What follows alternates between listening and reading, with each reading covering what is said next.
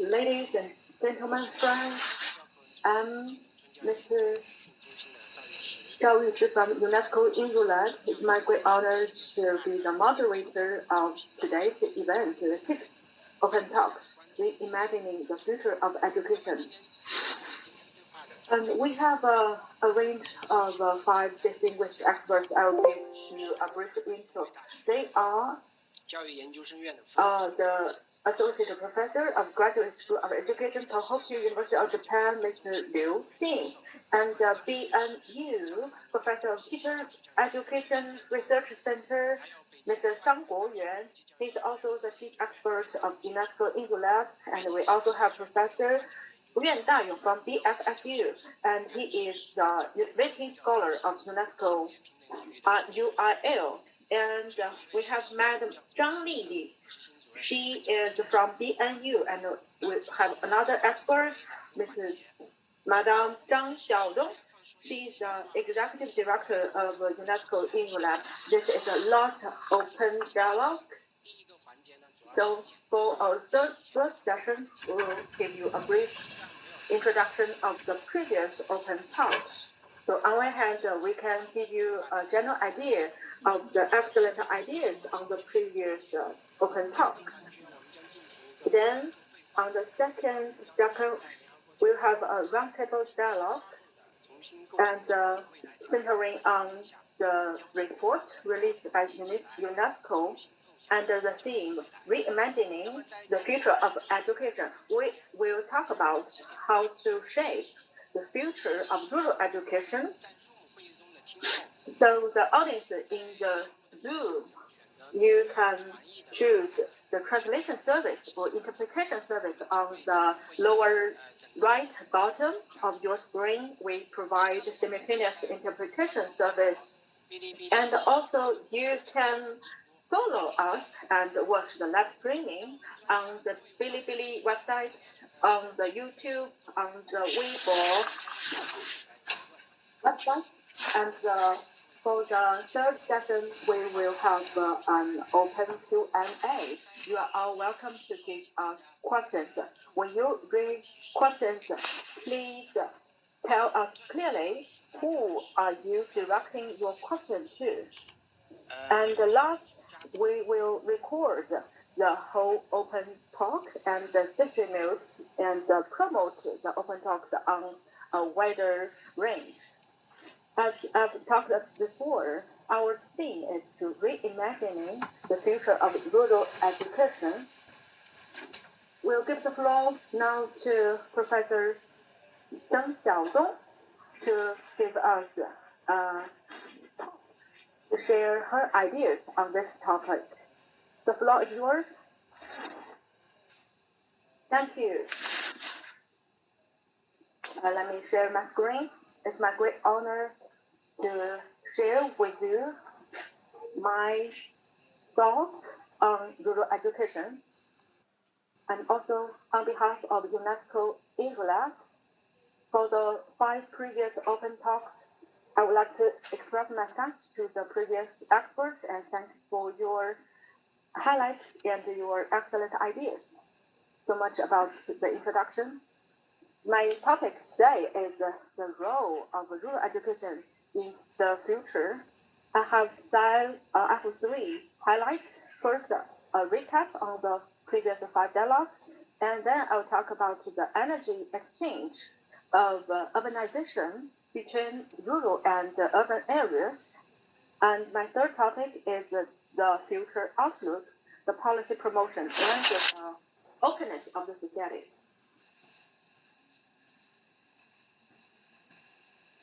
First, recap on the previous open dialogues. One of the very important discoveries from the previous dialogues is that we have explored in depth the futures of rural education. First is Japan and the ROK experts. They introduced us about rural education in their countries.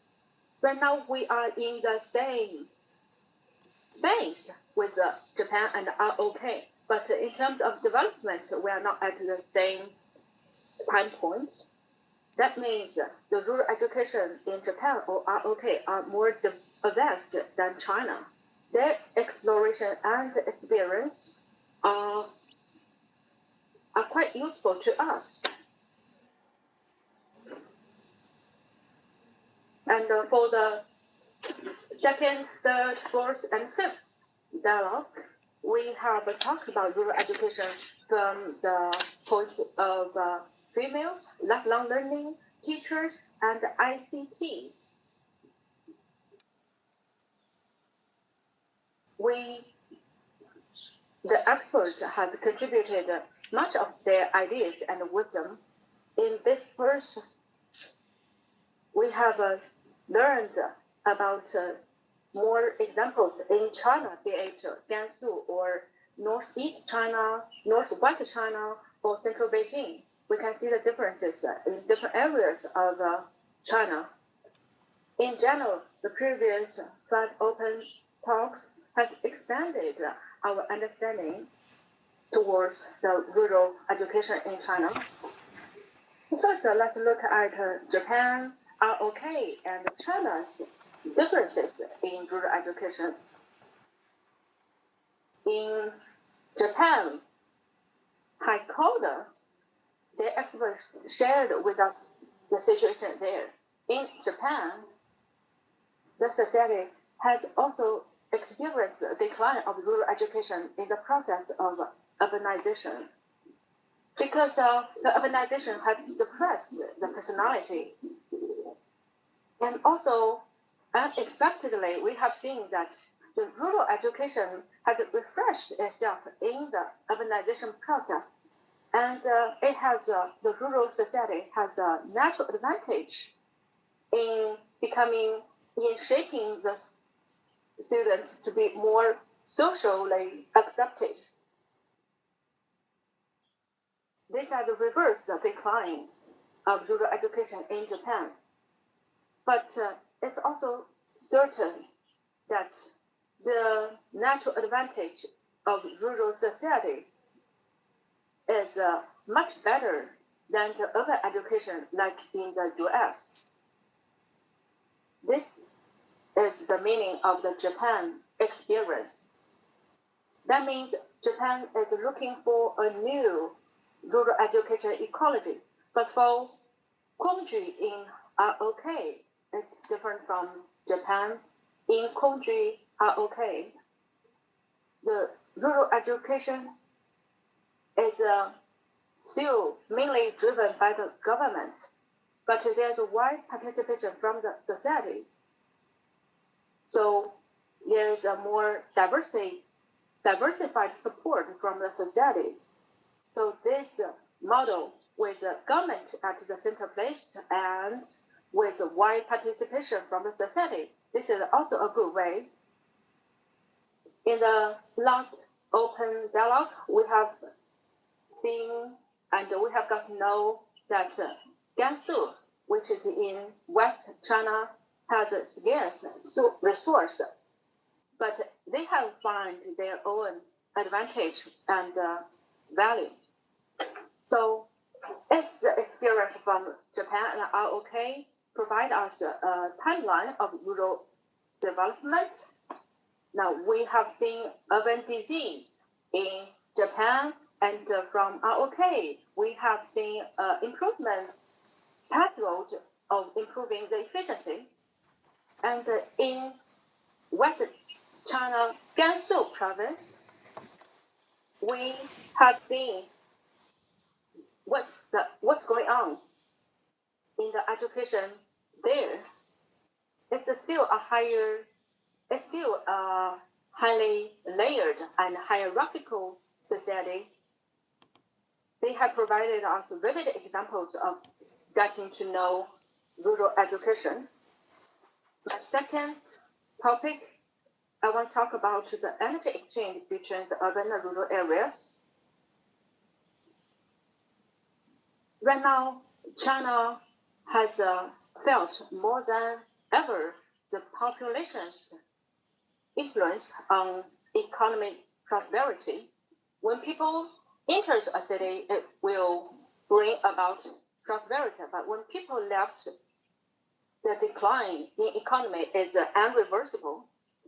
So under this background, are there returning flow?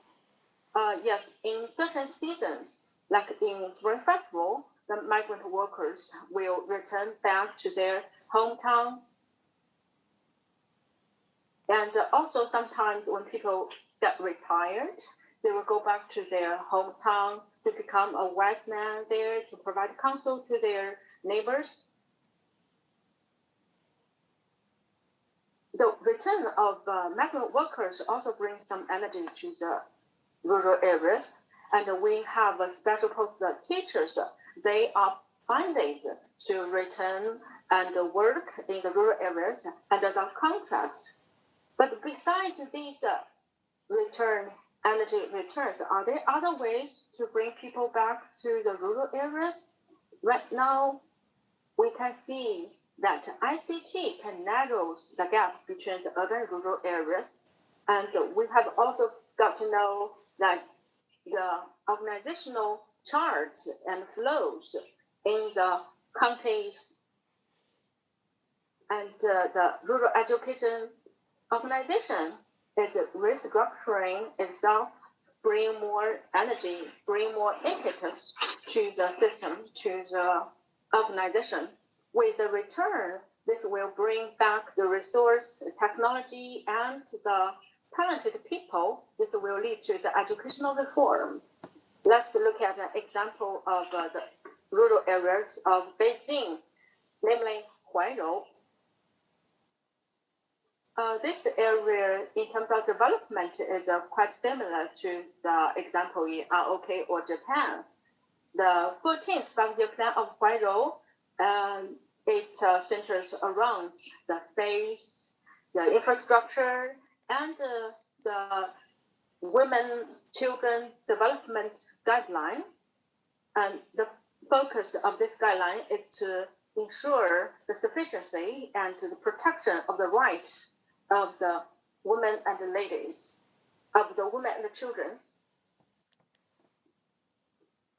And in this sense, the rural areas in Beijing and Shanghai has shown that it has begun to explore the rural education model on itself. The experience from Japan and OK is especially precious. We can draw on their experience and get inspirations. My third session is a future outlook with the poverty relief efforts in China. We have get rid of the resource scarcity in the past, but we also have to admit that the countryside rural education is the terminal side, of the education. So it faces the potential of decline. We need to help reverse the trend. But we have people contributing to this area to improve, to reverse the trend. For example, Professor Li Xiaoyun's river science experiment. They are the actors. Their efforts are very important. And we also have research fellows. They try to improve the practice in rural education with the concept and framework. We are very thankful for their contribution. So much about my introduction. Thank you, Madam Zheng. Thank you for going over the 5 previous open talks, and you also give us some of your own precious ideas and the future outlooks. And you have laid a starting point and a framework for our discussion today. Thank you very much, Madam Zheng. And then we'll begin the recap. So we invited back the moderators of the previous 5 discussions, and they will share with us their problems and the discoveries and the ideas in their own specific open talk. Let's give the floor to Dr. Liu first. Thank you, Mr. Zhang, and thank you, Madam Zhang, for your recap. On behalf of Tohoku University, I'd like to give my thanks to the UNESCO Lab for organizing the open talk, for inviting me to be the first moderator of the first open dialogue.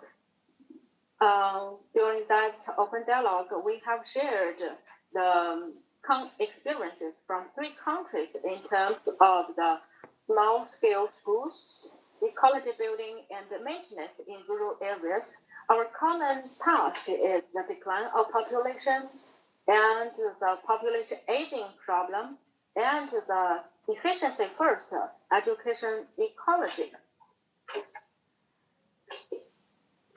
And the education ecology was efficiency first. And actually in South Korea, it's the same case in Japan. So we have the similar problems. How to solve these problems? And I would like to share with you the cases in 3 countries in China. I would like to share with you the case in Gansu province. And I would like to share with you how the teachers encounter the problems such as the unequal education resources. And just as Mr. Zhang mentioned, in Japan, we adopt customized measures to identify the characteristics in rural areas and people play to them in the communities, families, schools, as well as their communication process. And the cases in South Korea provide us the inspiration for multi-layer cooperation. It's not only a top-down cooperation, we also see that some consortium and enterprises and private companies use technology means to support the development of rural education. I think it is a very meaningful consideration and the future development. And I think the construction of a community of shared education is the key word. In terms of integration of different stakeholders, we also have some discussion, and we can provide much experience for China for reference. Thank you. Mr. Liu, the small-scale rural schools have some problems in the background of China, but for many developing countries, in the development and the transformation process also face similar problems.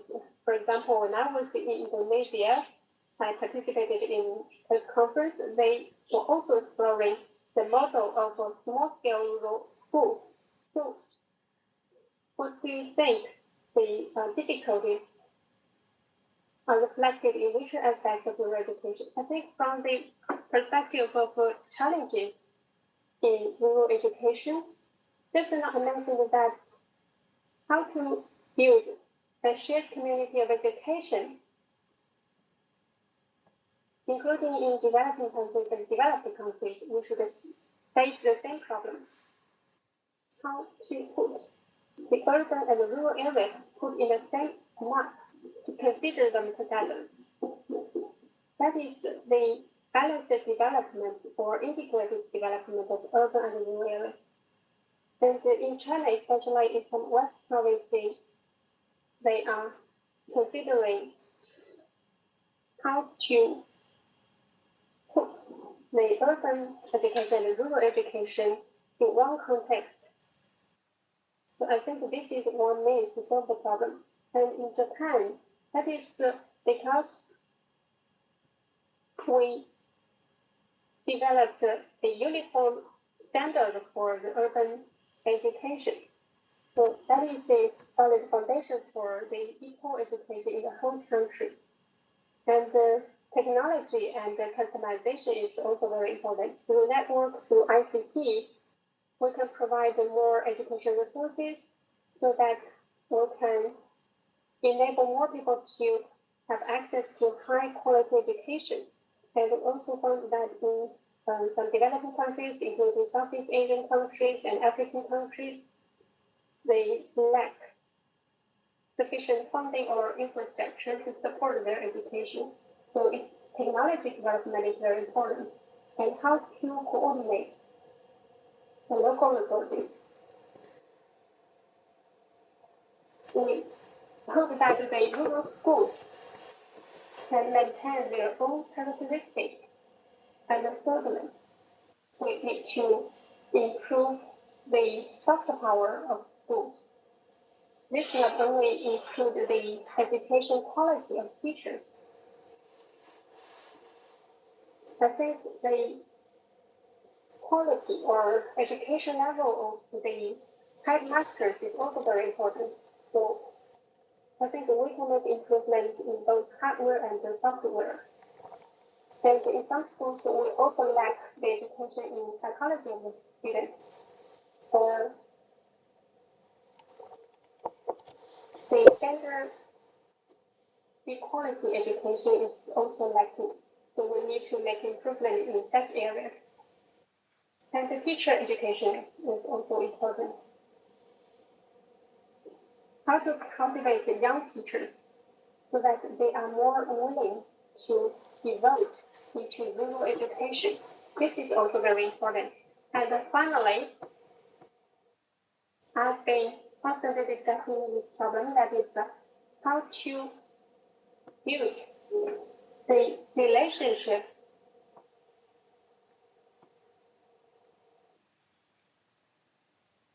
involved in the education, or we can improve the number of stakeholders involved in the education course, so that more people will participate in the small-scale rural schools. These are the means for improvement of the rural education. Thank you, Dr. Liu.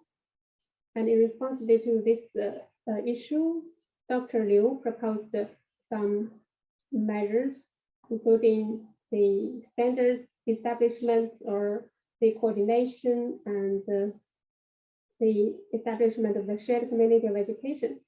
I think in the background of urbanization process, we need to pay attention to these issues. And on this issue, we may invite more countries to understand their challenges and find the way out. Thank you, Dr. Liu. And next, I would like to invite Professor Zhang Lili to share with us the discussion highlights of the topic of gender equality and rural education. Madam Zhang Lili, please. Can you see the screen? Yes, no problem. Thank you, moderator. And our dialogue emphasizes the gender equality, especially the gender equality in rural schools. And we invited Professor Li Hongyan from UNESCO Eurolet. He introduced the gender report of UNESCO. And she introduced our efforts and achievements in this area. And through this report, we can clearly see that there is a significant increase in the enrollment of girl education. However, we still have some issues that have not been solved. First issue is that globally, the share of females in TVET enrollment declined from 45% in 1995 to 42% in 2018. And the other issue is that globally, the percentage of females studying engineering, manufacturing, and construction or ICT is below 25% in over 2/3 of the countries. The two issues. From the two issues, we can see that the gender segregation is rather severe. And in terms of rural education, Professor Han Jianing had a systematic review of the issues of gender equality in rural education. For example, girls' education. Actually, we have made remarkable achievements in improving girls' education in China. However, the left behind children and migrant children is another major issue. And this issue is related to the protection of girls' education. And migrant children raise the challenges for mothers, and some mothers choose to work in the surrounding areas of the counties or towns. So for girls' education, the issue has some new characteristics. Another issue that in schools, the expectations for teachers have some stereotypes. So in campus culture, there are some violence related to gender or gender stereotypes issues. And actually the impact of the gender stereotype in rural schools is more obvious.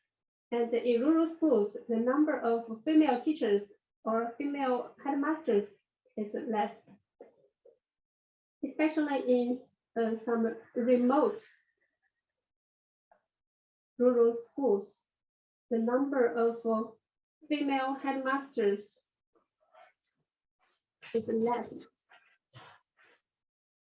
We need to improve this area. And Professor Han Jianing paid attention to the marriage of the female teachers. Actually, they have a heavy burden because they needed to take care of their children while providing rural education. And overall speaking, Professor Li Hongyan emphasized that when we pay attention to gender and equality education, we need to pay attention to two aspects. First is the equal education. And what are the specific manifestations of inequality in rural education? That is the gender equality in education. It is related to the traditional culture, especially the traditional gender culture. So the transformation of culture is really difficult. And we need also pay attention to another aspect, that is to promote gender equality through education. It includes from top to down and from bottom to up. And at the national level, we have policies, and at the basic level, we have international programs and organizations to conduct trainings, and we have experts in gender equality providing training courses. And the outline of women's development in China proposed that education on gender equality in all levels of schools must be comprehensively promoted, and the awareness of gender equality among teachers and students should be increased significantly. And we need to make efforts in curriculum development, training, and the teacher education system. And a series of policies and measures should be developed. The outline of the development of Chinese children proposed that we need to improve the education environment for children, especially the sexuality education for children.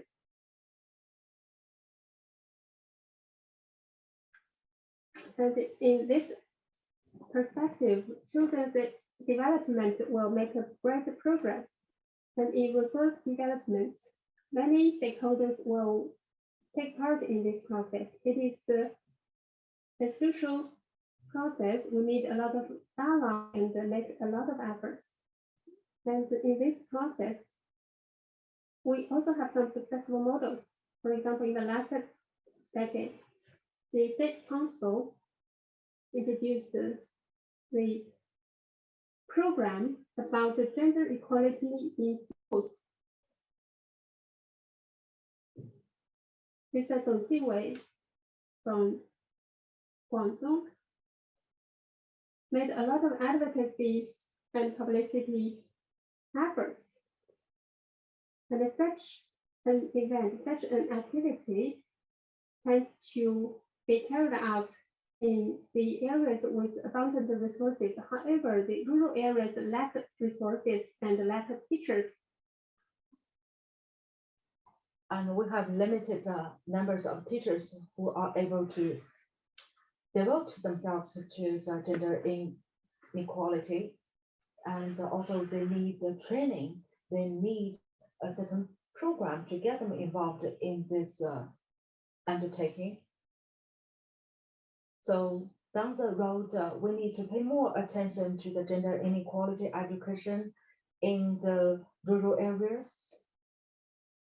And we have to understand that some rural schools are not fully involved in promoting gender equality. So we have to come up with new measures to make that possible.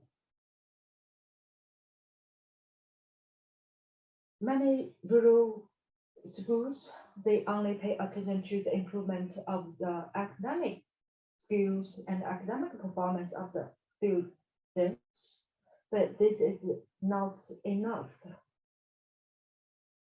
In our view, under the social contract theme, we think gender equality are very essential in dealing with the discriminatory attitude and to promote the understanding between peoples.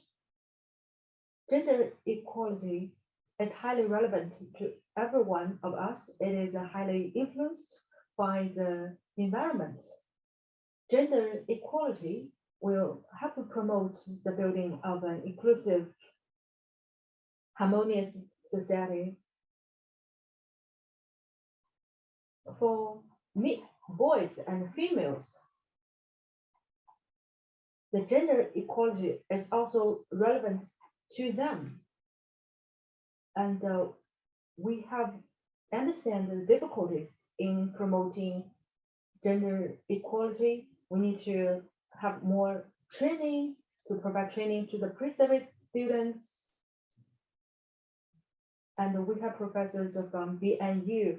They advocate that in teacher education, we have to add the gender equality curriculum into the program. Down the road, I think UNESCO enrolls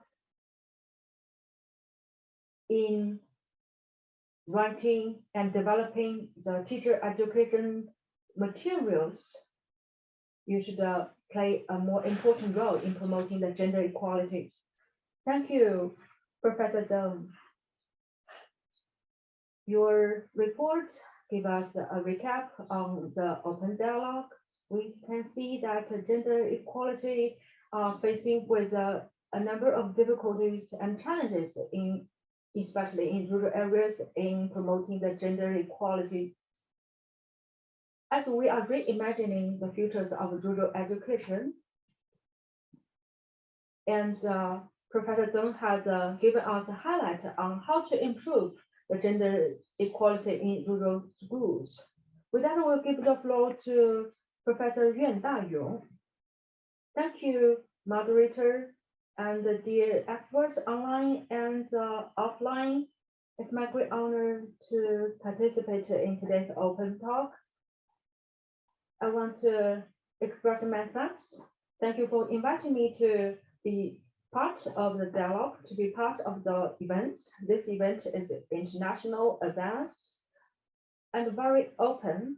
We have the sub-forum, and this is today, the final forum. This is a event well designed. I'm very thankful to UNESCO in Riyadh since the beginning of my work in 2009. I've been getting in contact with UNESCO in Riyadh. After 12 years, now I'm still a panelist of the UNESCO in Riyadh expert. By this opportunity, I'm devoted to the area of lifelong learning.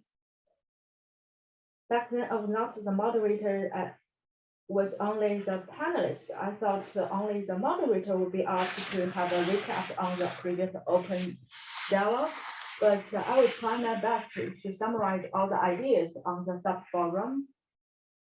The topic is about lifelong learning and the rural education's future.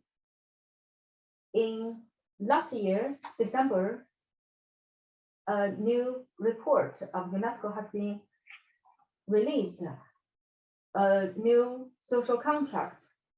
Lifelong learning and rural education are put together. We discussed, we have mainly three ideas. First, we give a definition of lifelong learning and how to promote lifelong learning in rural education. The main ideas include we have invited Professor Xu Li and Professor Liu Xingdong from BNU. They gave us a comprehensive report. They think lifelong learning and rural education are not at the same level because we think lifelong learning really focuses on the adult education or off-campus education. But after discussion, we think lifelong learning is not only as format, it's more about the systemic change in education. It's also a philosophical change. Lifelong learning, lifelong education will coexist with the world. Based on this, we need to understand lifelong learning and lifelong education with the new perspective. There are previous UNESCO reports in 2019, there's a reflection education. In that report, they talked about common interests. We think the rural education guided need to be understood from the new perspective, especially with the new report of new social contracts. We need to coordinate the rural education development with the society development. So we sort out the lifelong learning education and the rural education. And the second, we talked about how to provide experience and inspirations from China to the world education development. I think education should develop together with the world development. Right now, we talked a lot about poverty reduction, economy recovery. We should fuse these ideas with the rural education. And also, we need to transform the international perspectives into China's experience. We need to change our concept and also come up with innovative measures to improve the rural education. Right now, we are all talking about how to tell Chinese story well. Right now, how we can tell the story of rural education well, how to upgrade China's experience to the world level, to international experience.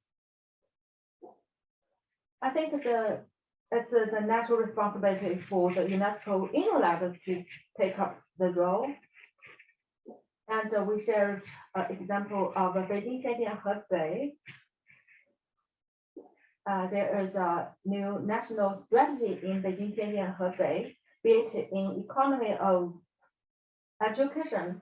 They are all influenced by this new strategy. The rural areas of Hebei, Beijing, and Tianjin, they are interacting with each other in boundaries. So in strategy design, we need to have a holistic approach. That's our second discussion. The third is how to act, how to change our ideas, concept, and framework into feasible actions. This is our third topic. We think in national policy level, we should include the lifelong learning into rural education. In recent years, we talked about sustainable education. We should integrate these ideas into the rural education. I have felt that in Japan, the Japan example can give us a lot of inspirations.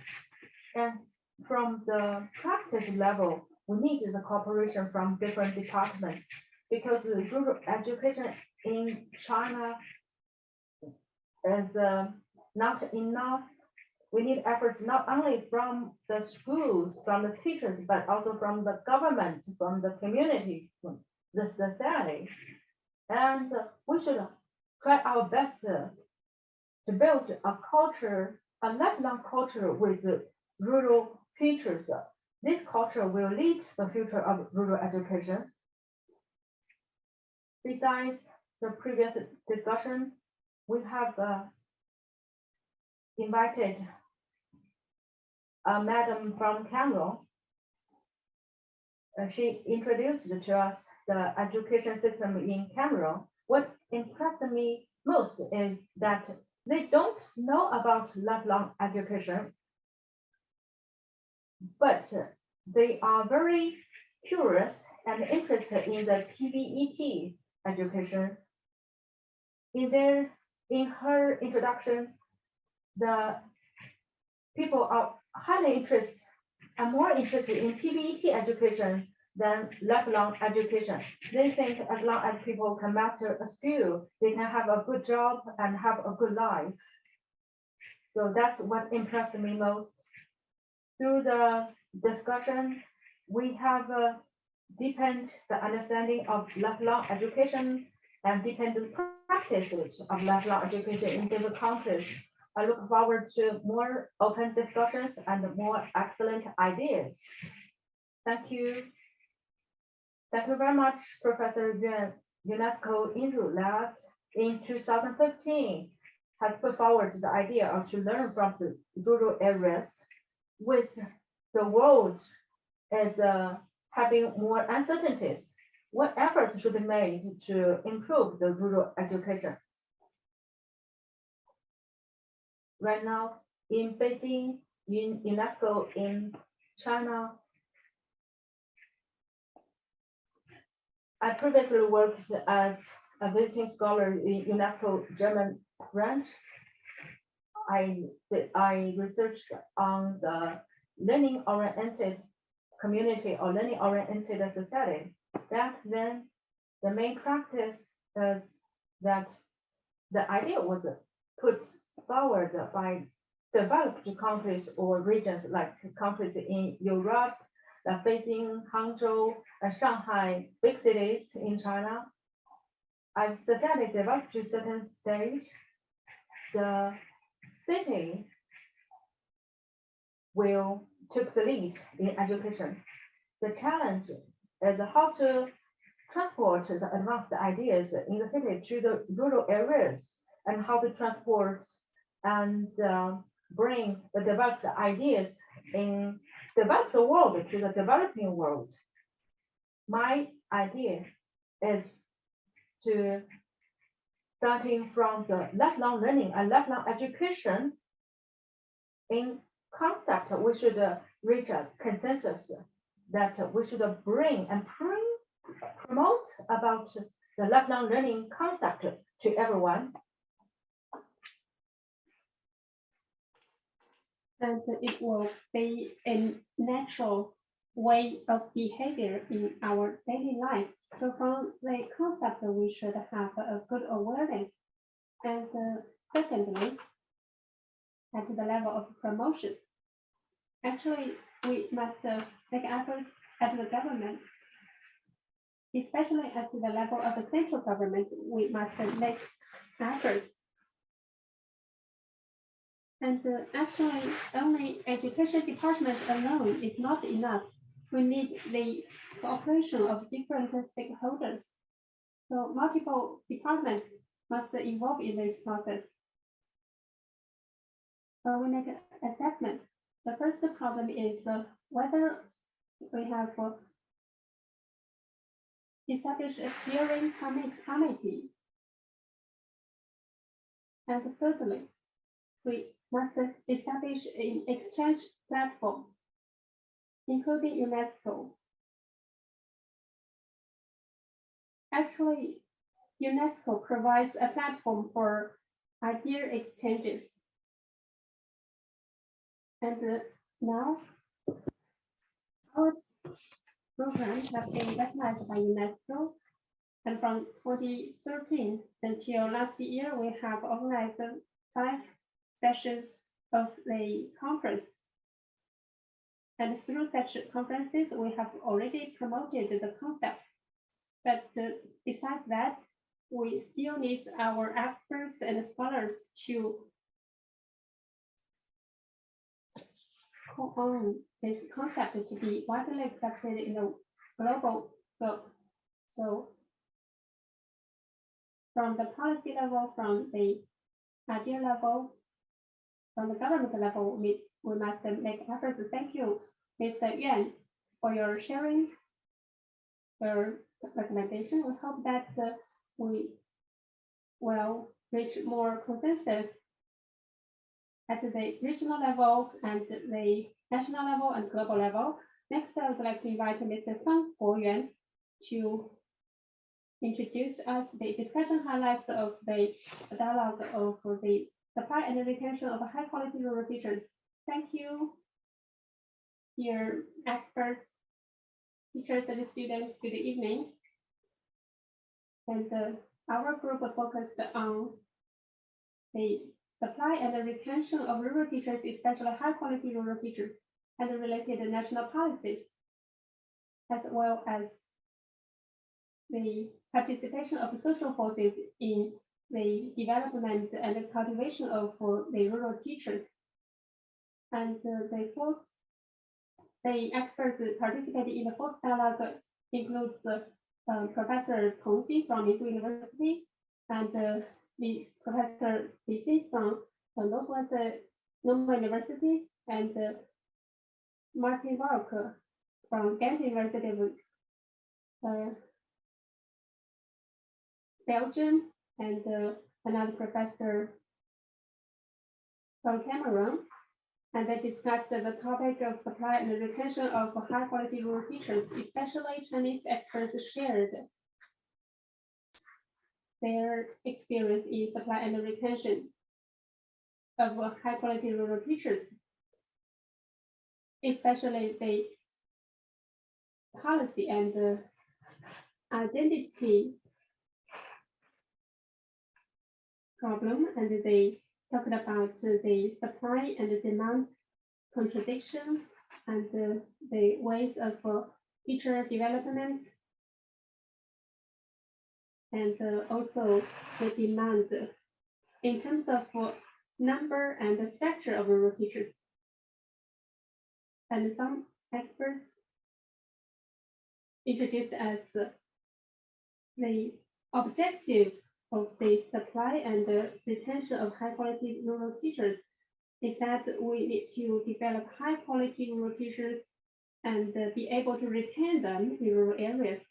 And the supply is mainly dominated by the government. However, there is only a weak link with the demand in rural areas. So that leads to a contradiction between supply and the demand for rural teachers. And the expert from Cameroon pointed out that in African countries, they are also facing the problem of loss of rural teachers, which is due to similar reasons in China. For example, the teachers have low compensation and poor conditions in rural areas. Actually, in China, the income for rural teachers have been greatly improved. However, the infrastructure and hardware facilities still have much room for improvement. And the attractiveness of the job as a rural teacher also has difference in different regions. And we also know that in the Belgium and the other advanced countries in US and Europe, the situation is different. And the families with better economic conditions may choose to live in the suburban area, but the families with the poor conditions may choose to select to live in downtown areas. So that is quite different from other countries. So that also leads to severe challenges in rural education. For example, the diversity of language and cultures and other challenges.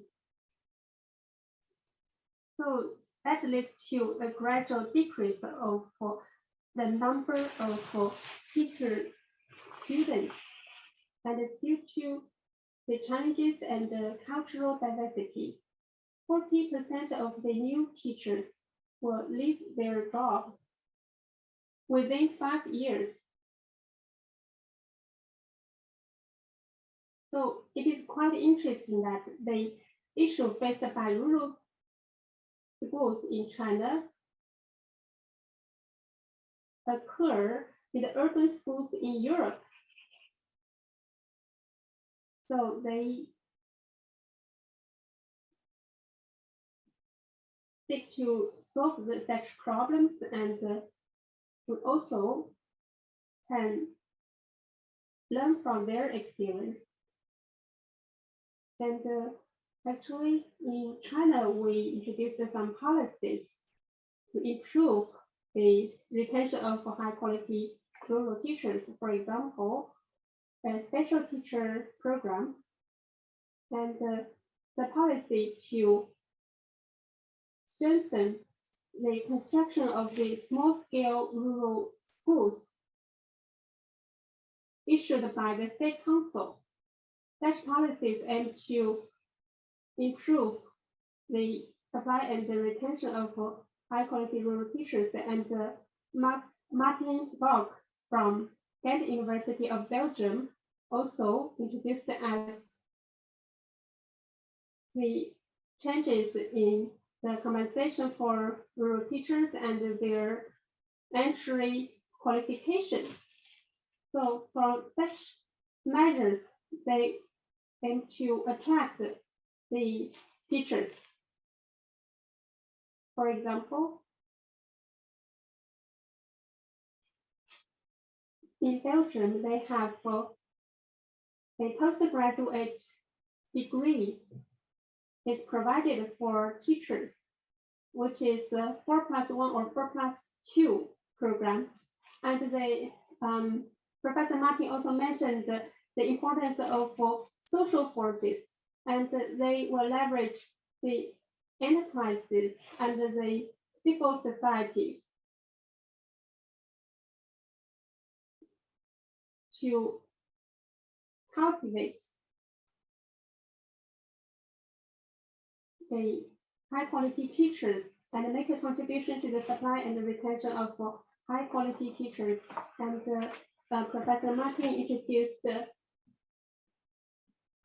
some related measures, and the expert from Cameroon also introduced the related measures.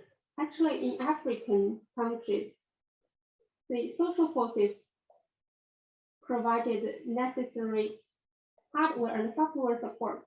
And besides that, as rural teachers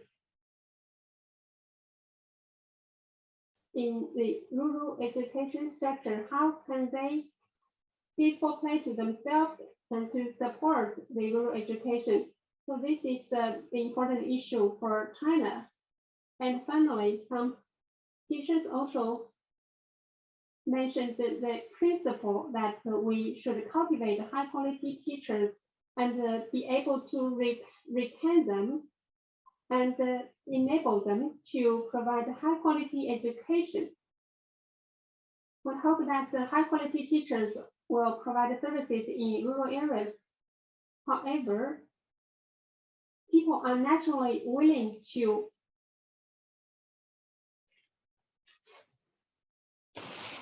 move to more developed areas. So we should establish a mechanism for the rural teachers to seek development and move to better places so that the rural education will have a better future. Thank you, Mr. Sang. We know that the high quality teachers is an important guarantee for high quality education, but in your opinion, what requirements will the future rural education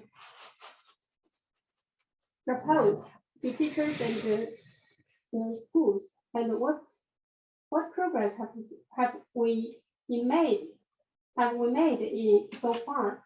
Actually, I think for developing countries, including China, we are making efforts to improve the education conditions and the quality in rural schools.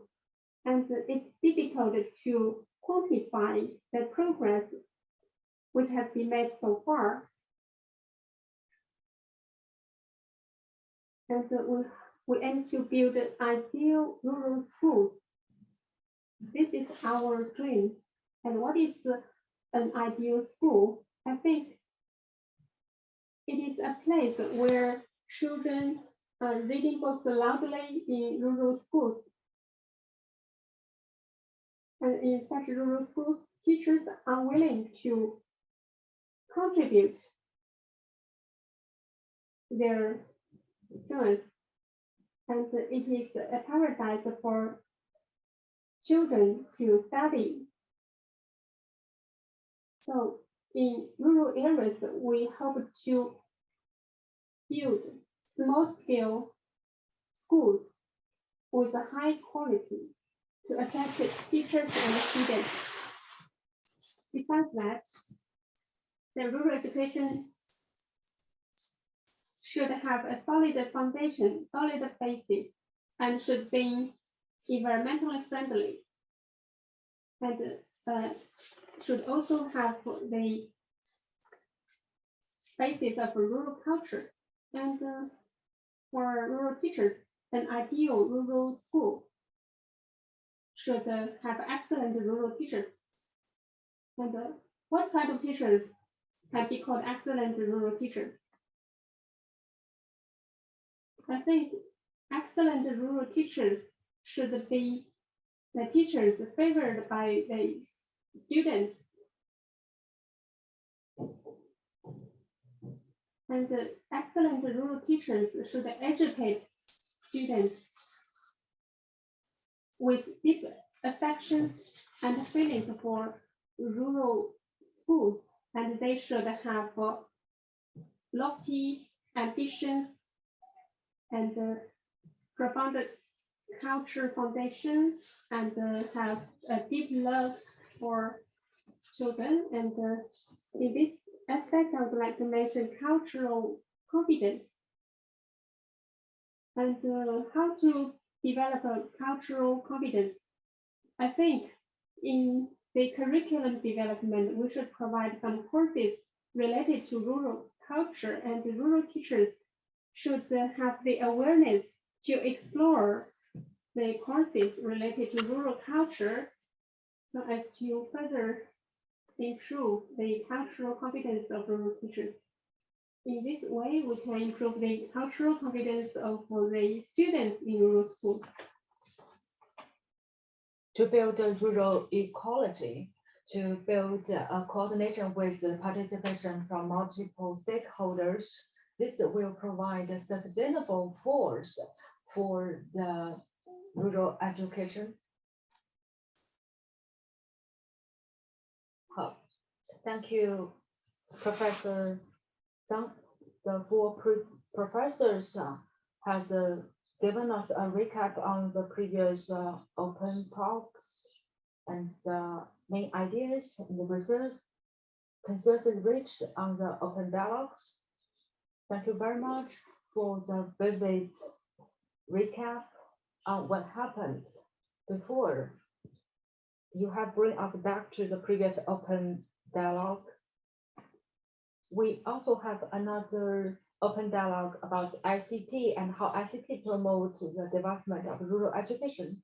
But the moderator could not participate in today's event because of some emergency ideas. But you can watch that dialogue on the website of Bilibili and YouTube. And then we will resume to the second session, roundtable discussion. The topic is reimagining the future of rural education. I think let's start from Dr. Liu from Tohoku University in Japan. In your research, you paid a lot of attention to the 2030 SDG and its implementation in different countries. We know that there are many difficulties and challenges in rural education to realize the 2030 SDG. Under this background, under the challenge, do you think the 2030 inclusive high quality education and the 2050 new education declaration, are there some similarities? Thank you. Thank you for the question. Let's share my screen.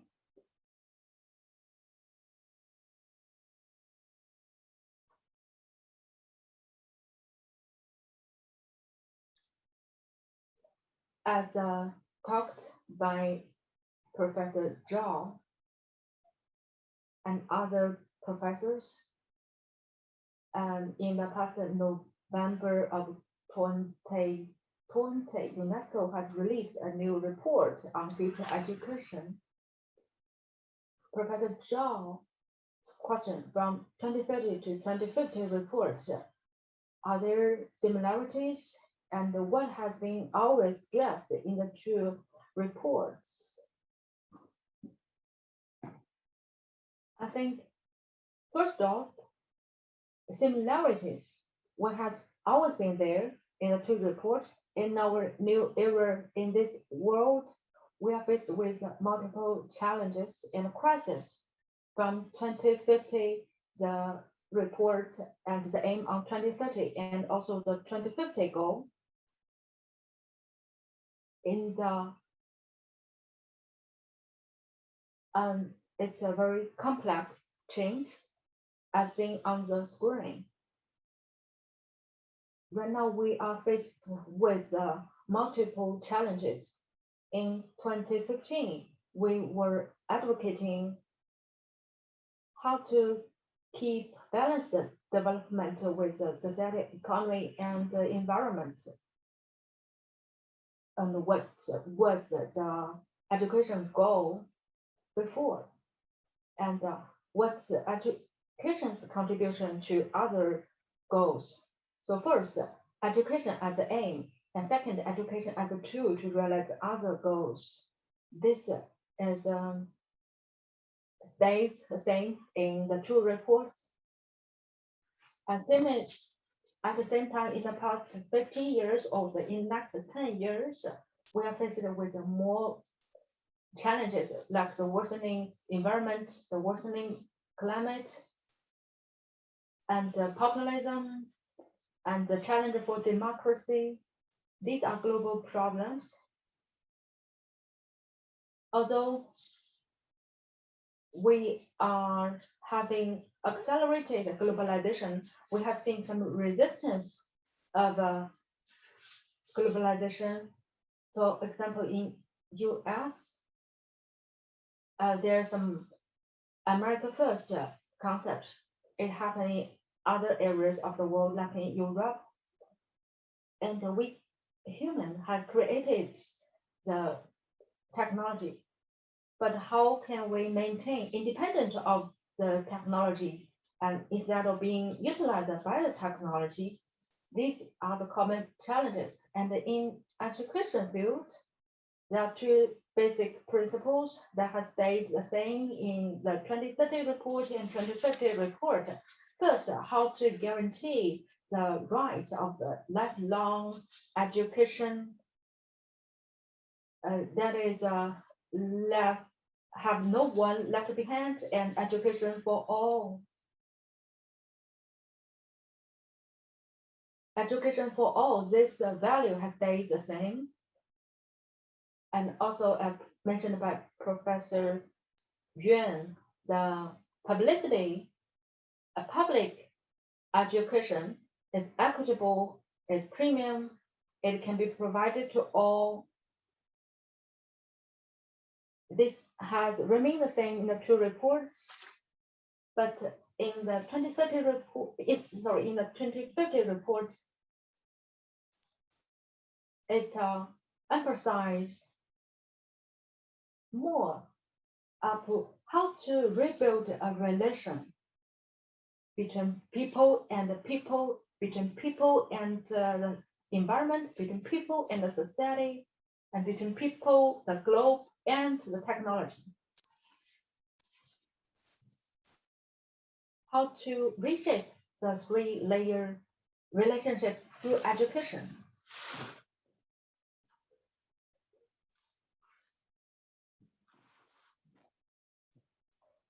And we should separate rural education and urban education.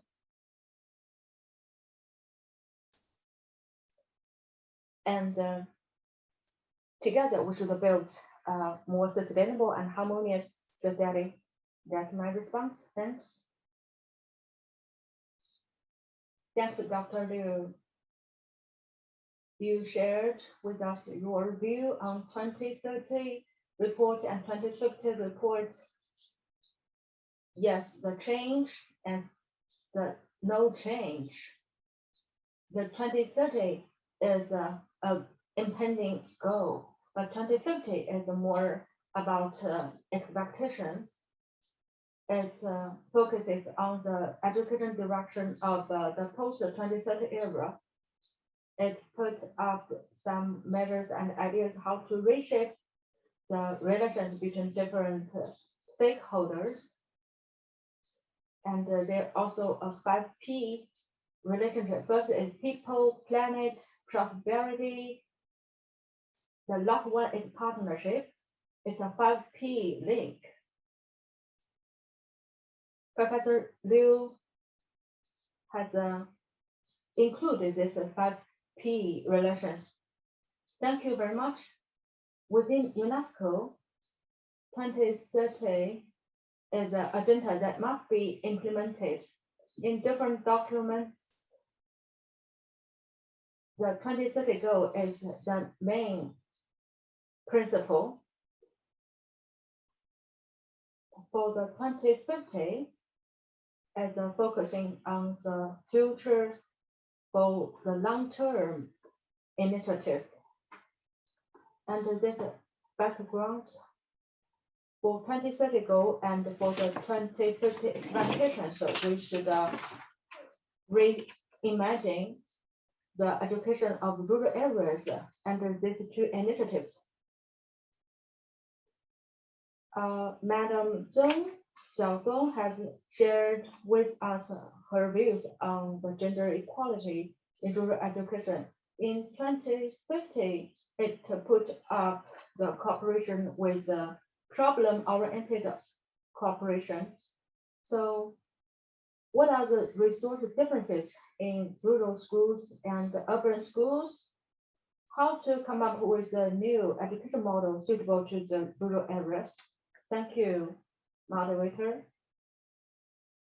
Just Professor Zhao talked about an important concept about how to implement the strategy and the future outlook for China in the past few decades with the poverty reduction efforts.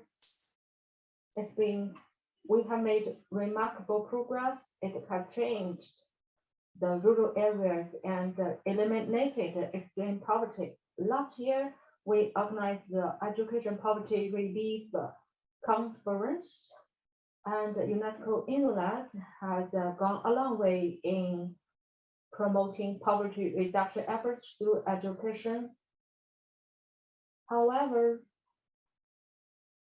after that stage, we think the rural education and the internet, one important mission is how to find the future direction. So based on the current development practice of humanity, we should come up with a new development direction, and we should contribute ideas and concepts. Influence under this initiative, we should include some primitive ideas and measures into the future plans and concepts, like the multi-people first strategy and the multi-inclusion of the different stakeholders, and the feature and value of rural areas, and also the return of modernization, the relief of the suppression of personality by modernization. These concepts and ideas are worth discussing by efforts of research fellows and governments and actioners and NGOs and enterprises. We need to reimagine our future on my previous mentioned problems. The feasible measures and the outlook discovery are overlapping with each other. So today's event is very important because we can not only draw on the experience from Japan and ROK, and more importantly, with the experience of ROK and Japan as a mirror, and include the views of the panelists, like the gender equality, like the ICT, high quality teacher provision, and the learning method revolution. We should include all these ideas into our long-term goal and initiative. UNESCO intellects are willing to join hands with country-wide experts and actioners to promote the rural education. Thank you. Thank you, Madam Zheng. After the poverty relief work, UNESCO in Rural need to have more explorations with new feasible measures to promote down-to-earth changes in the rural area. Thanks, Madam Zheng. And in rural education prospects, are there different learning methods? And in rural education, the role of the teachers and students and the schools, will there be changes? So Professor Yuan Dayong and Professor Zhang Guoyuan, please share your views. So first is Professor Yuan Dayong.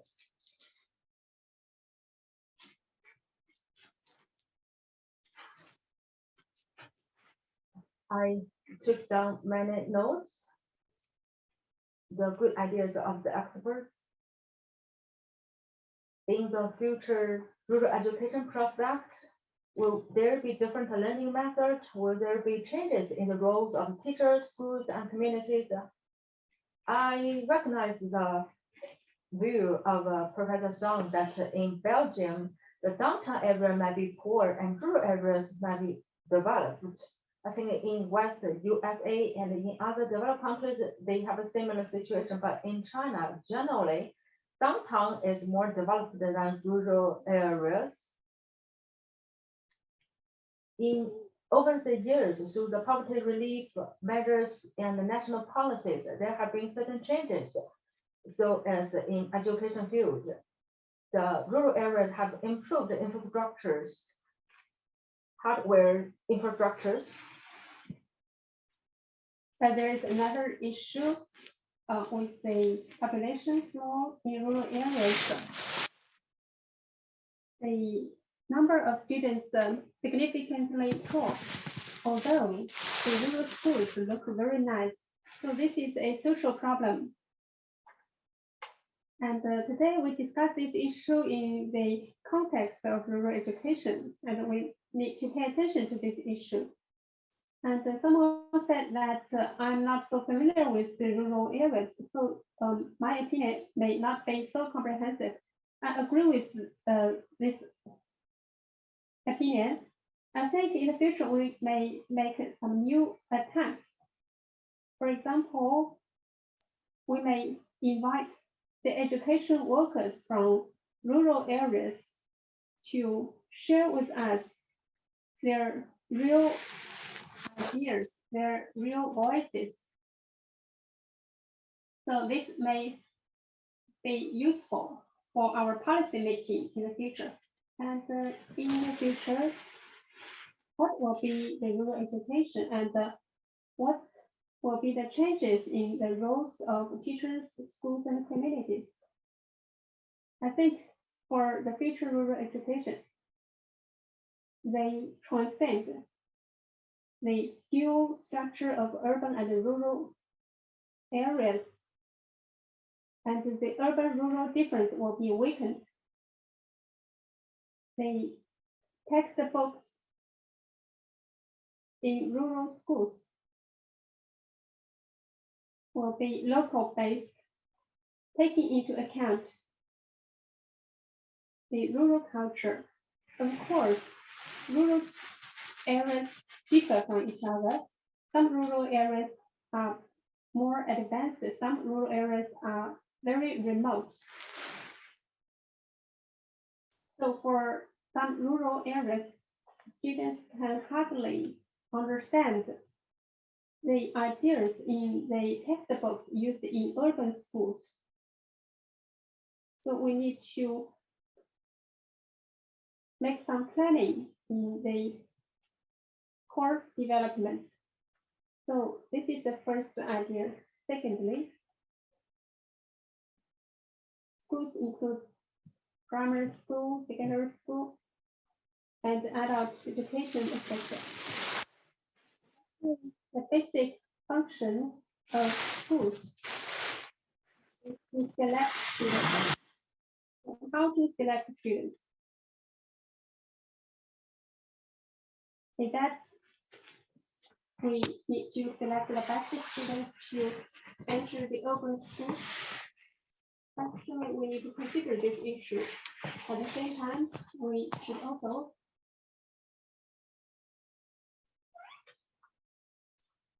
consider the issue of unconventional education in rural areas. For example, adult education centers, vocational education centers in rural areas. Actually, we should give full play to their roles so that we can transform their capabilities into common knowledge of human beings. And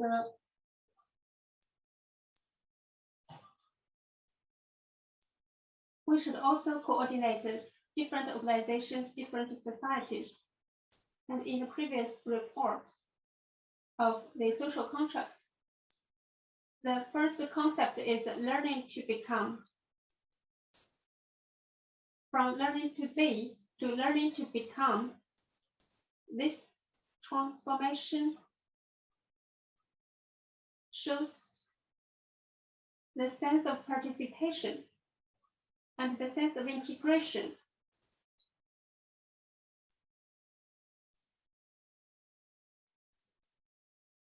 And it means to be able to learn or to be able to participate.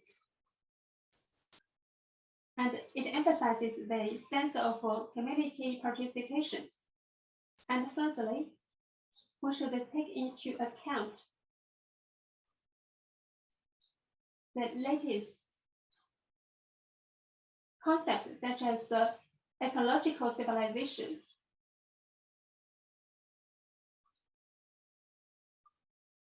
We are about to organize the Winter Olympics in Beijing. At the very beginning, when we applied for organizing the Winter Olympic Games,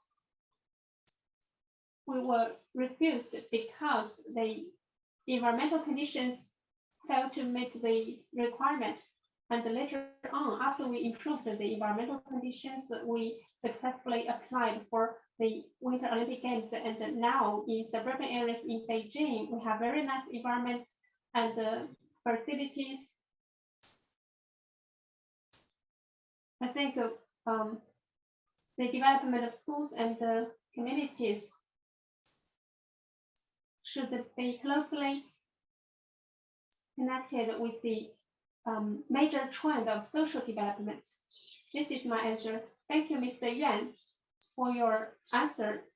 It's a very rich answer. I would like to summarize 2 points.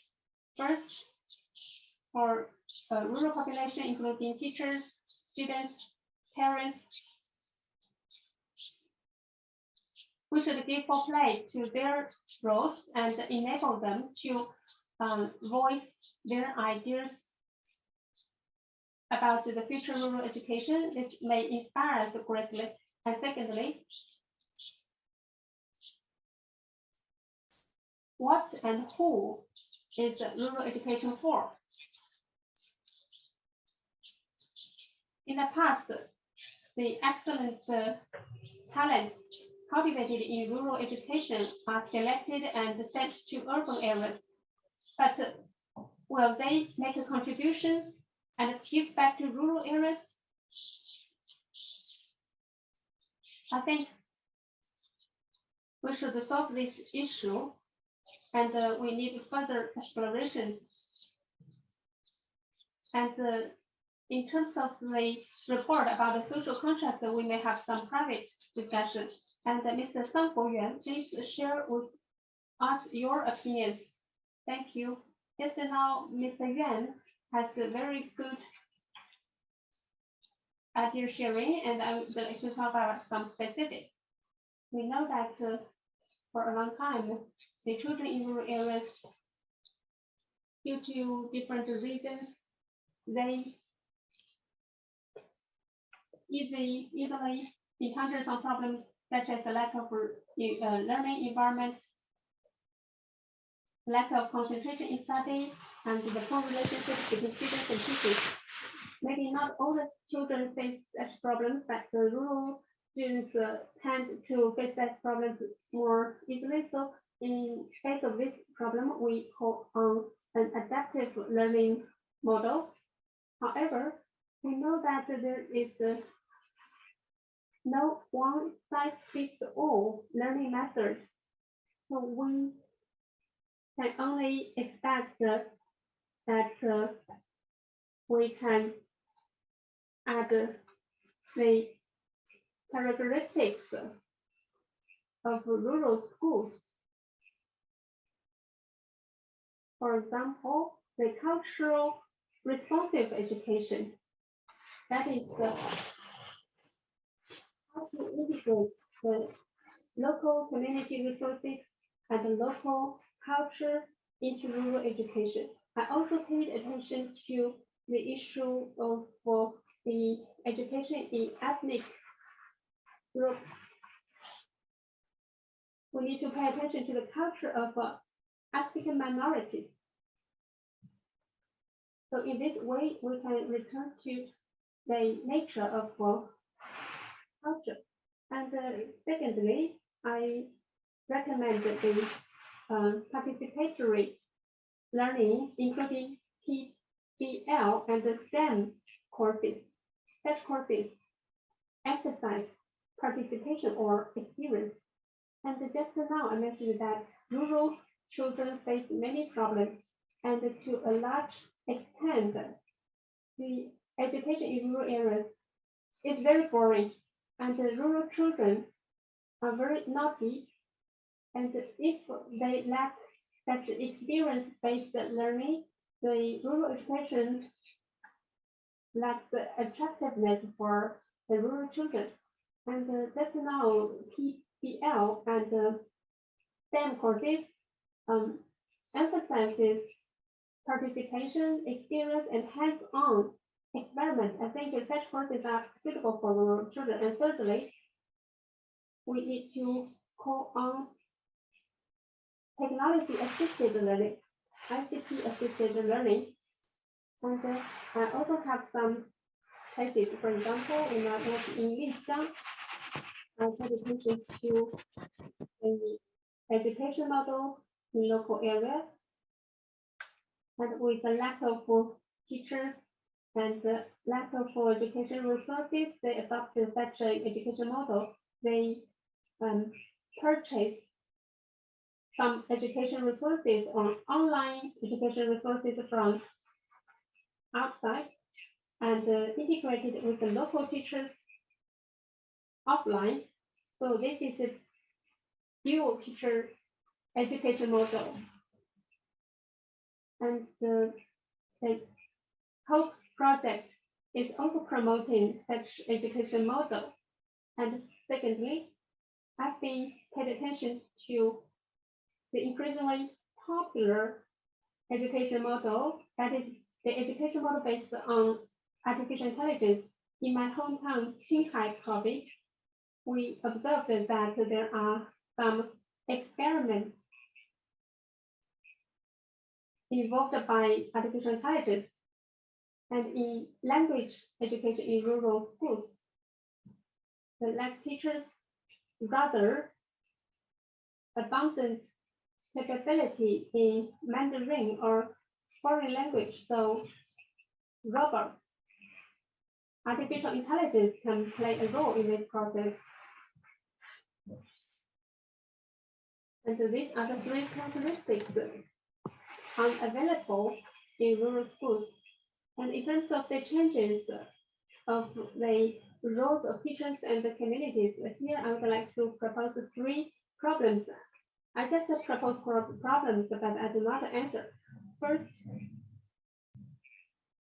rural teachers have the possibility to become the builders of rural communities, to contribute to the development of rural communities.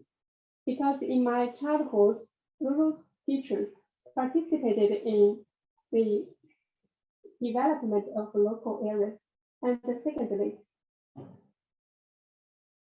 whether rural schools should be integrated with the communities, and how the rural schools identify the resources of teachers, education resources in communities. And thirdly, how rural teachers undertake more education resources and integrate resources to support the development of rural schools.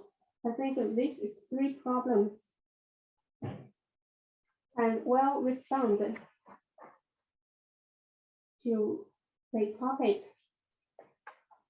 Just now, Mr. Sun proposed the cultural responsive education.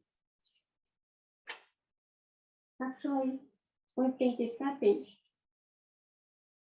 the problem whether rural education is a rural version of the urban education. Actually, due to different factors, rural education has its own characteristics. We need to take account of these factors. And just now, Mr. Tan also mentioned the PBL and other related education models. Actually, we also emphasize the cooperative learning. And finally, Mr. Sun proposed three thought-provoking problems. The rural schools should break the barriers with the local rural communities and integrate with the communities. We know that the vulnerable group in rural education is always a challenge, and the vulnerable group is the most difficult part. Mr. Zhang always focuses on the gender equality and the rural female school students. And do you think what are the difficulties of the vulnerable group? How to guarantee their development? We have all talked about lifelong learning. I've done a survey, and there are also surveys in overseas countries. They are learning rich and learning poor. For the vulnerable group, they are vulnerable in several aspects. For example, in school education, the students lack confidence because they have no sense of achievement. They don't have enough confidence. So education for the vulnerable group, first and foremost, is to improve their confidence, be it the vulnerable group education or the ethnic group education, which should pay more attention and care and support to the vulnerable group. The vulnerable group always have a vulnerable family. So the education for the vulnerable group requires more care, support from the teachers. From the previous discussions with the professors, the position of the teachers, rural teachers, their role are key to solve the problems. It depends on the teachers to implement the education values into their daily practice. The rural teachers first and foremost need to have confidence. We need to improve their confidence, like the female teachers. They should have their voice heard. I always get close to the female teachers, listen to them.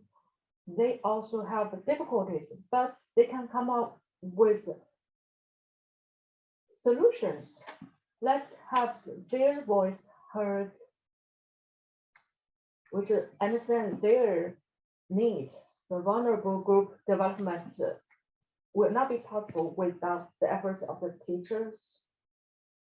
So in brief, the rural education is not only formal education, sometimes it also takes place in the natural world, in the village.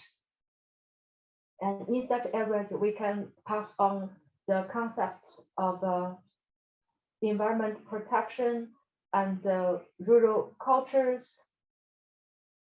It's a project requiring multiple efforts from multiple stakeholders. The vulnerable group, they have their shortcomings. For example, they have a very good natural environment. It can nourish their hearts and their body.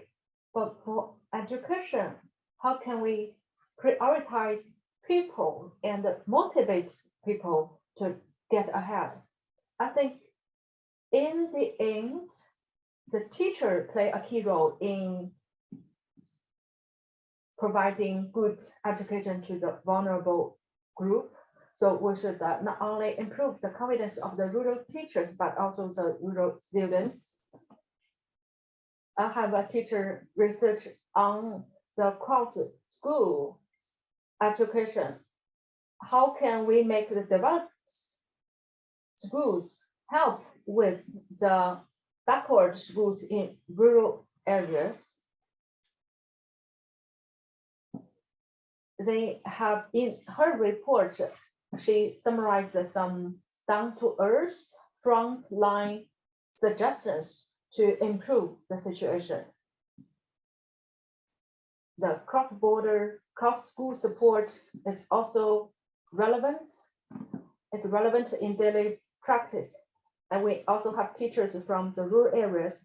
They research on the students from the backward schools, like the math, the students are not proficient in math and in essays, in gender equality. Many times, Mr. Zhao talked about 5P. There's a peace included in the 5P concept. The peace in the family, in the society, in the world are all important. Peace has a very deep and rich meanings. Peace is a place where you can put your heart at that place. There are many changes in education, but the fundamental change needs to be prioritizing on the respect for students, for the teachers, for the female students and female teachers, especially. They have a more family workloads. They have to balance their work and their life. But for the rural schools, sometimes there are no male teachers, because for male teachers, once they become a rural school teacher, it will be difficult for them to get a spouse. Thank you.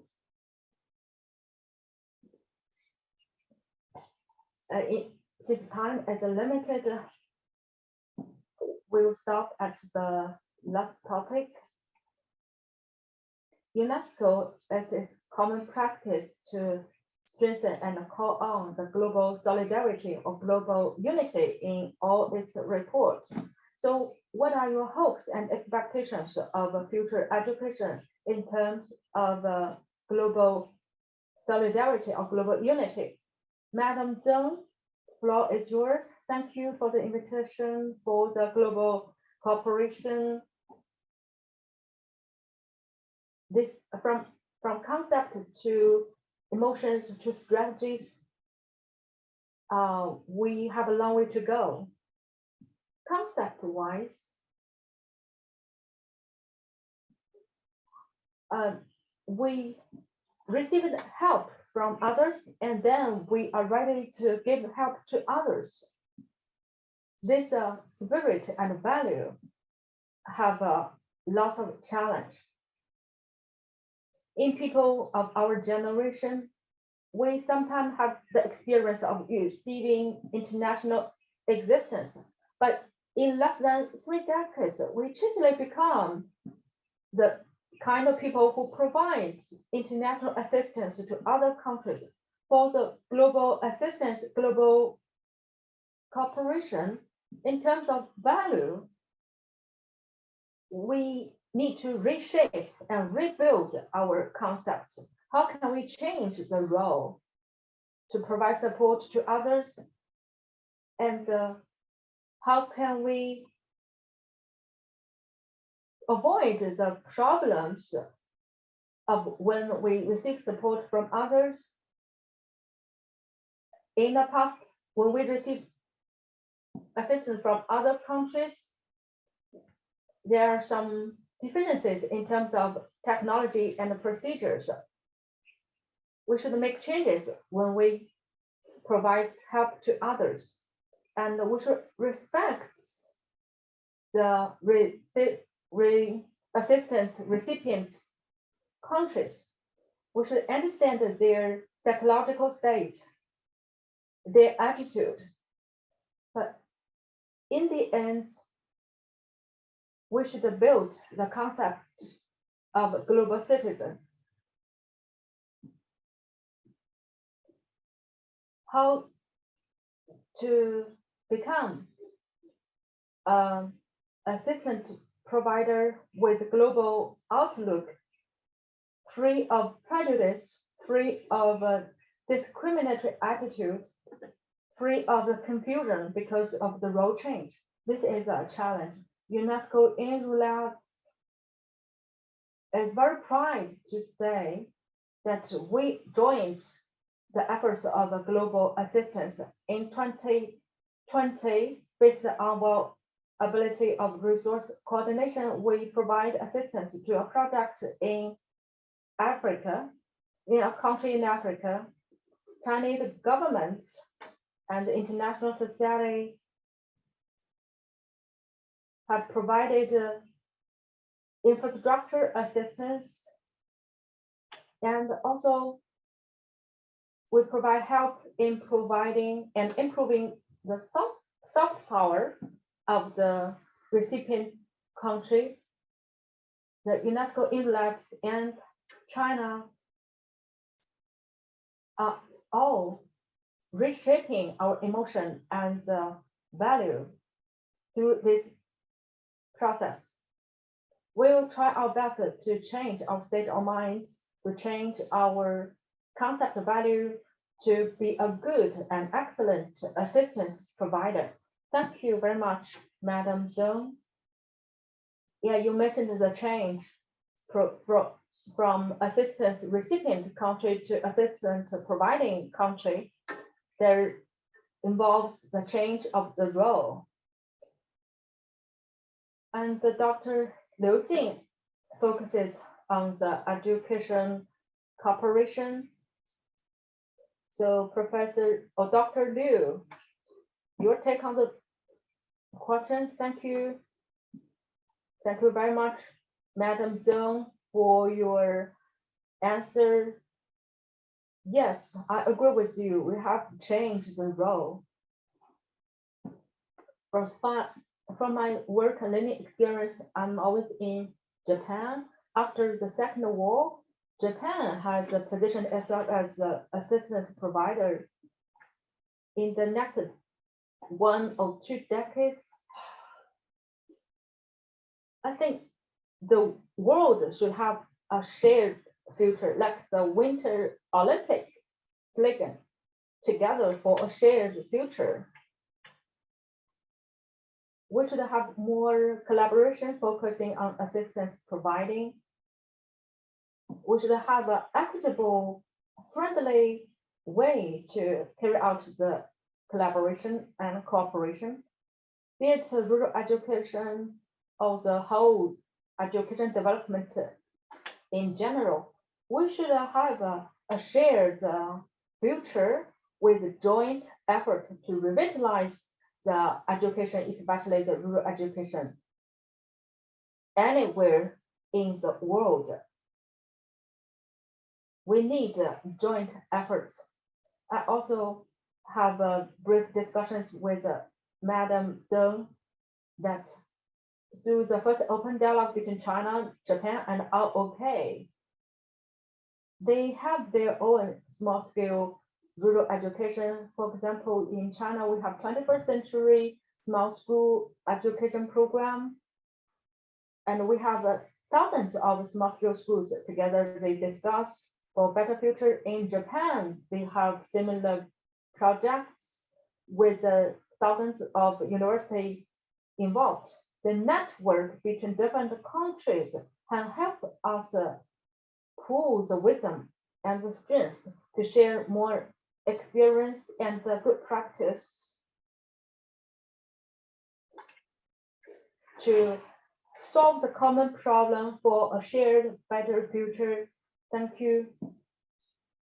Thank you, Professor Liu. Mr. Zhang, Mr. Song, and Mr. Yuan, do you have anything more to add? Yeah, I want to add one point. We should be skill-oriented for the vulnerable group in rural area. We should focus on the skill development because traditionally they emphasize on the skill. And for example, the life skill and the livelihood skill. In this process, these fields are highly relevant to their future life so that they can become a dignified and decent worker. Thank you. Yeah, I will simply add some points. Madam Zeng has talked about the change. Yeah, I have very first-hand experience in as early as 2002. My first computer was related to the international assistance. There are some Japanese embassy in China and British embassy in China. There are some international projects in my hometown. They organized a certain event and they donated to me a computer. From 2006, I went to Belgium for the second doctor title, and I got the scholarship, developing country scholarship. After 2008 Beijing Olympics, there is a sudden change. Can you hear me?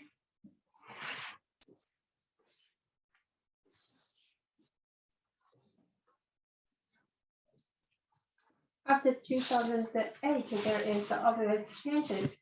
And my idea now is that we see from around 12, Beijing Normal University introduced the full English master's degree program, and later on, full English doctor's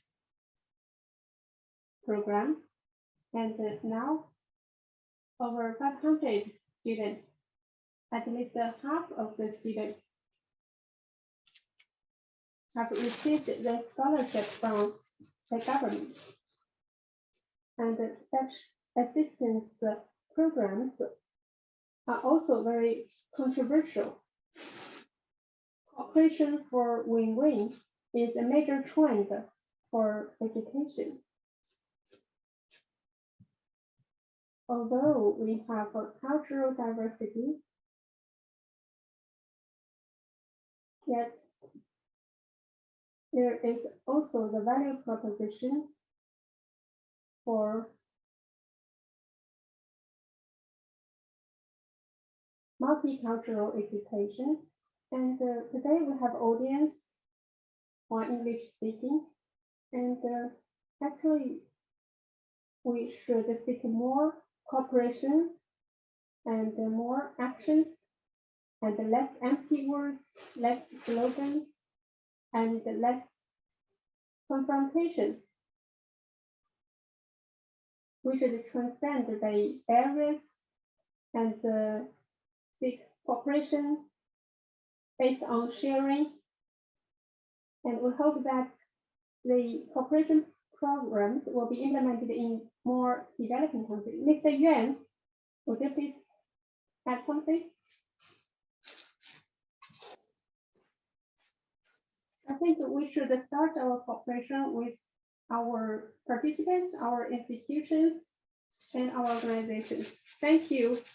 Actually, our discussion is very extensive. So this is our roundtable dialogue comes to an end, and next is the Q&A session. We have received some questions from our platform, and I would like to select one question for each teacher. Just to give a brief answer. First question to Mr. Zhang Ji. I would like to ask the 4 questions in a row. First question is to Professor Zhang Lili. In rural areas with the lack of education resources, how to improve the gender awareness? Should we transform our education method? Second question is for Mr. Yuan. Do you think what is the biggest negative impact brought by the COVID-19 pandemic on rural education? Third question for Mr. Sang. According to your knowledge, what are the well-known cases at home and abroad We support rural education. Final question is to Mr. Sun. Madam Sun, would you please talk about the positive inspiration of the rural values for rural education? Due to time limits, please quickly answer your respective questions. Madam Zhang, first. Actually, in terms of the values transformation, actually, our education model should be transformed to participatory and experience-based education model. Everyone should express their opinions. Everyone should share their opinions, and the participatory education model should be strengthened. And besides that, the dialogue on gender equality is very important. And in the learning process, we can form such dialogue culture. Actually, the gender dialogue is quite conflicting on the network. We need to create a good environment for the discussion on gender equality. Next, Mr. Yuan, about the impact of COVID-19 pandemic on education. We know that the COVID-19 pandemic changes the education model that we can hardly realize a face-to-face education. Just now, Mr. Sun mentioned that technology is very important for education. And he mentioned the concept of ICT-assisted education. Technology can support education, but education needs face-to-face communication between teachers and students. Technology development can improve education, but it cannot replace education. We hope that COVID-19 pandemic will be over very soon. We can change our current situation. We hope that we will have more face-to-face exchanges and the emotional communication and the empathy. And the next is the sound, please. Okay. Just now, some asked about typical cases of rural teachers and student development. I would like to mention some cases. First, Teacher Education Center of Beijing Normal University participated in a young university teacher plan. This plan has been lasted for several years with the participation of more than 100,000 teachers. And the second program is the leading teacher program, which is quite popular in Northwest China, Northeast China. And the third problem is Jack Ma supported education program. And finally, I would like to raise some recommendation for rural teachers and students. We can establish some small-scale alliances of rural teachers. And previously, we organized some salons. They shared a very good experience and best practices. Thank you. And Madam Feng, please. Thank you. In terms of lifestyle, and from the very beginning of the roundtable dialogue, I mentioned the concept of modernity. China is still in the process of modernization. And now the urbanization progress in China has reached 68%. Now, we are still in the process of urbanization. And in the future, the urbanization degree in China will reach 80%. So in this background, the contracting rural area will be a continuing trend. At the same time, we will find that the problems in urban areas, including like flat or fierce competition, will be more and more prominent. And our traditional lifestyle faces greater challenges. China is facing both the sluggish countryside and the emergence of urban disease. And in urban areas, the growing desire of people and the worship for efficiency have brought about some problems and challenges. And the urban diseases will sure to emerge. Urban education is also very important. And in the international scenario, urban education is the universal problem. And in this era, with the emergence of urban diseases, we are forced to reflect our lifestyle. UNESCO is a thought leader. It proposed the concept of sustainable development a long time ago. And sustainable development is based on a peaceful mind. And we need to reflect the conflict in our soul after the urbanization process.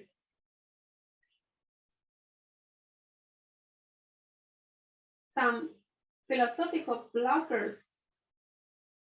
have several millions of followers in the West countries. Why? Because many of us began to reflect our inner desire and our pursuit for higher efficiency and our inner suppression. So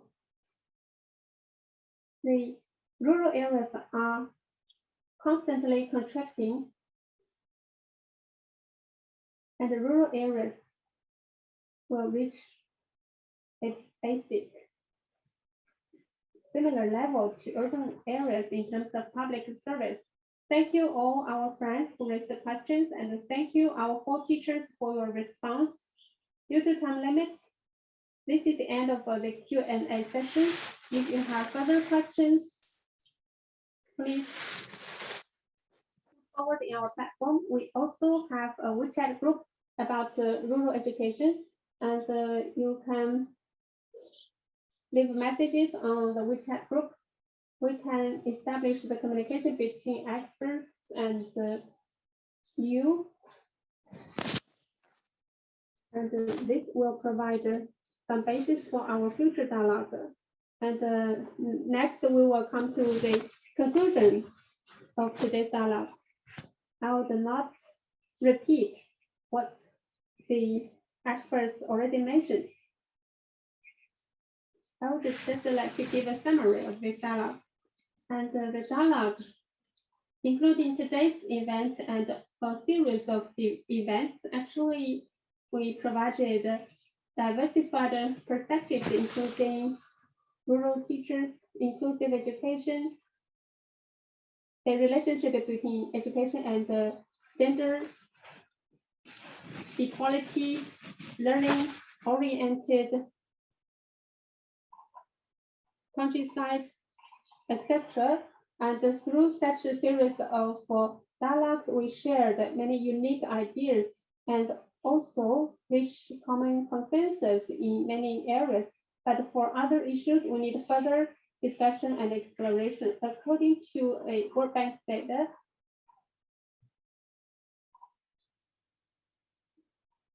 in 2020, the rural population accounted for 43.8% of the world population, and in the extremely poor population in the world, rural population accounted for 70% if we fail to reach the 2030 Sustainable Development Goal or the 2050 education goal.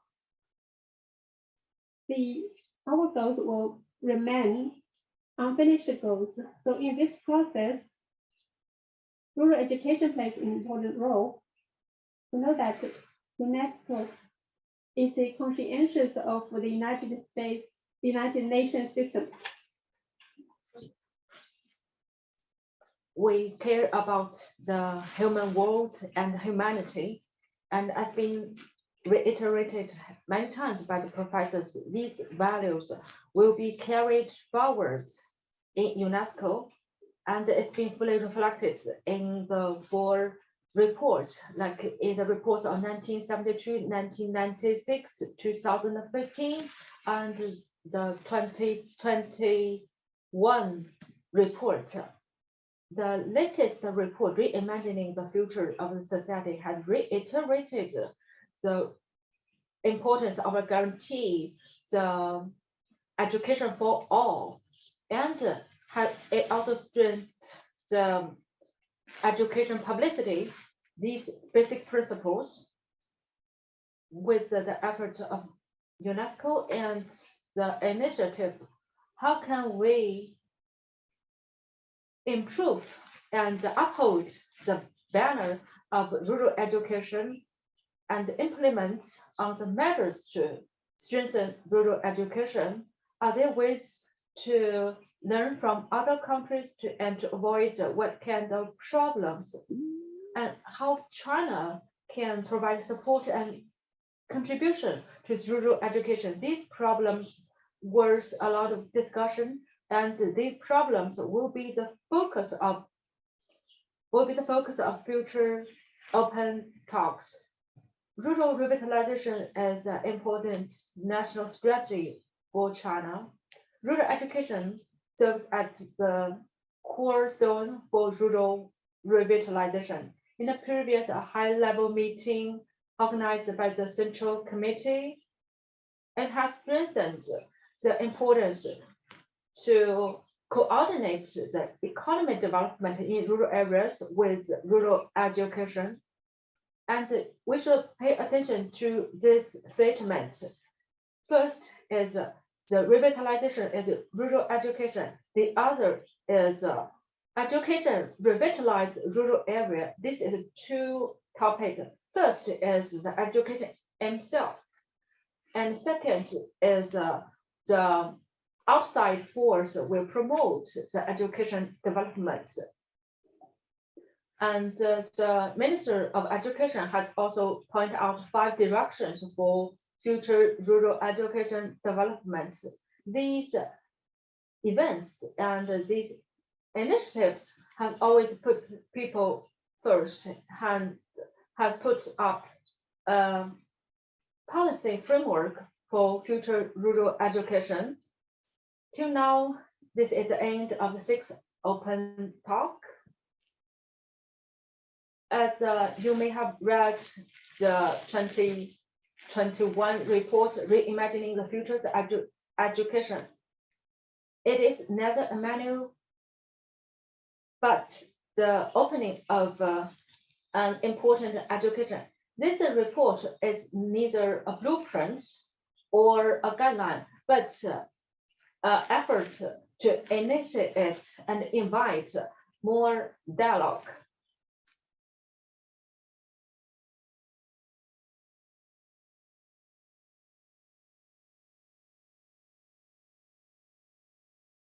That means we now have inclusive and democratic discussion. This is an invitation, but also a requirement for more open dialogue. From different angles, we can see that our open talk comes at an essential time. My thanks also go to all the professors, to my colleagues, they put in a lot of efforts to make this happen. They designed the macro topic, they shared the preparatory documents, and they organized the event. Thank you for your contribution. Down the road, we will strengthen the efforts and invite more panelists across the globe to organize more cross-disciplinary discussion to make this open talk an important platform for thought sharing. We welcome your interest and we thank for your support. This is the end of today's event. Madam Zhang, do you have more to add?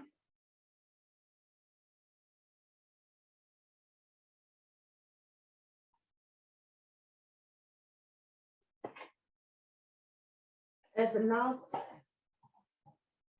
goodbye, professors, audience, colleagues, friends, goodbye.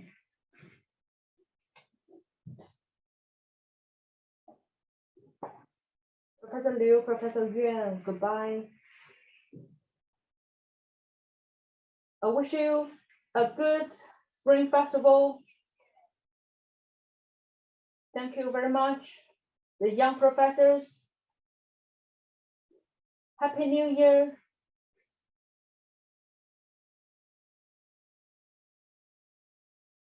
So goodbye, professors. Happy New Year.